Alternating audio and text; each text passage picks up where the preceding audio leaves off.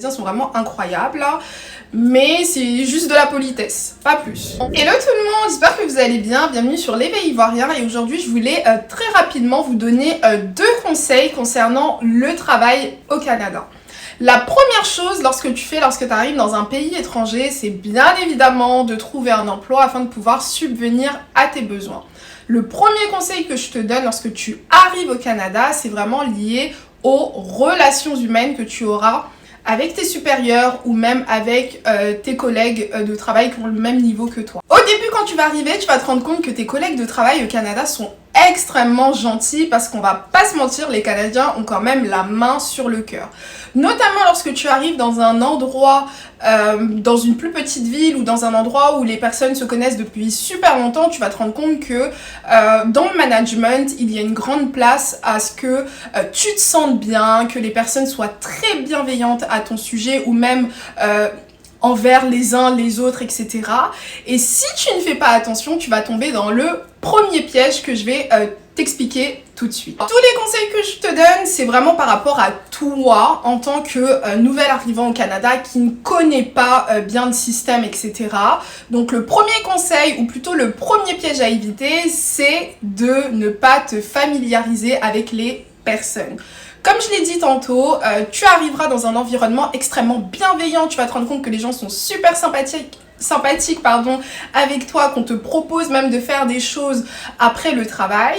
Mais par contre, si tu n'es pas habitué ou dans ton pays, les relations au travail étaient un petit peu plus formelles, malheureusement, le premier piège, c'est que tu vas te sentir un petit peu trop à l'aise. Dans ce sens-là, tu vas te dire mais non, c'est super bien que les gens soient sympathiques, bienveillants, mais en fait non, parce que quand c'est pas de ta culture, ce qui va se passer, c'est que tu vas commencer à oublier par moment que tu es au travail et que tu es en train de communiquer avec tes collègues, etc.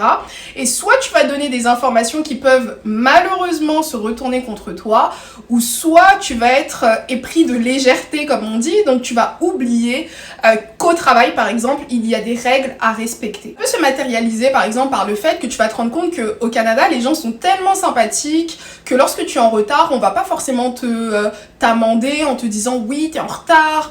Lorsque tu rates du travail, on va pas forcément te dire bah ça nous gêne que tu sois pas tout le temps là à l'heure, que tu manques des heures de travail. Et toi, en tant que nouvel arrivant, tu vas te dire bon bah ça veut dire que j'ai le droit indirectement d'être en retard, ou lorsque je suis en retard, ou lorsque je ne suis pas à 100% à fond dans mon cadre de travail, c'est pas si grave que ça. Alors que non, c'est juste que les Canadiens sont tellement bienveillants qu'ils vont pas aller à la confrontation et te dire que tout ce que tu fais les gêne ou qu'ils n'aiment pas ça. Ce qui se passe aussi lorsqu'on pense que les personnes qui nous entourent sont extrêmement gentils, extrêmement bienveillants, c'est que on peut user de familiarité. Par exemple, notamment les hommes, vous allez vous rendre compte que les Canadiennes sont peut-être très sympathiques, très ouvertes, etc. Donc, lorsqu'une femme va se montrer extrêmement bienveillante, lorsqu'elle va se montrer, elle va vous donner l'impression qu'elle est intéressée par votre vie, vous allez peut-être penser que elle est intéressée amoureusement à vous, alors que pas du tout, elle est juste canadienne, elle est juste sympathique, elle est juste elle-même quoi.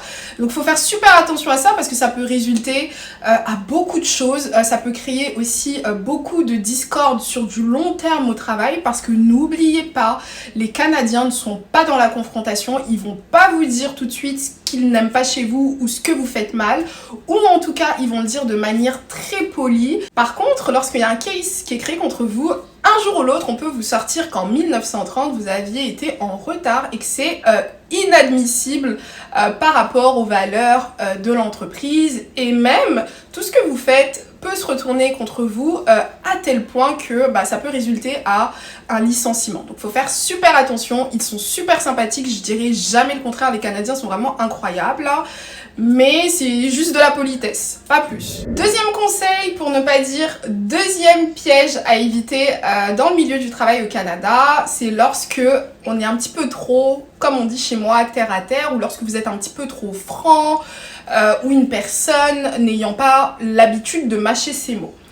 Pour revenir à ce que je disais avant, les Canadiens sont juste polis. Donc c'est-à-dire que vous aussi, lorsque vous arrivez dans votre environnement de travail, soyez cordiaux, soyez polis. Peu peu importe ce que vous voulez faire, peu importe ce que vous voulez dire, utilisez toujours la méthode sandwich comme on dit, c'est-à-dire que lorsque j'ai un reproche à faire à quelqu'un, je lui dis d'abord quelque chose de gentil, après, je lui dis le reproche et pour terminer, je lui redis quelque chose de gentil. Ça peut paraître enfantin ou ça peut paraître un petit peu bête là, mais il faut savoir que les Canadiens n'aiment pas du tout la confrontation. Donc si vous êtes une personne éduquée par exemple à la française, vous allez venir, vous allez vous rendre compte qu'il y a certaines choses que vous voulez changer dans l'entreprise ou vous allez vous rendre compte que telle ou telle personne doit changer sa manière de vous parler ou de communiquer avec vous ou peu importe, ou même de travailler avec vous, et vous allez être brutaux, vous allez être comme en France, vous allez être comme dans votre pays d'origine en fonction de votre culture, mais ici ça va pas du tout passer, mais ça passera pas du tout.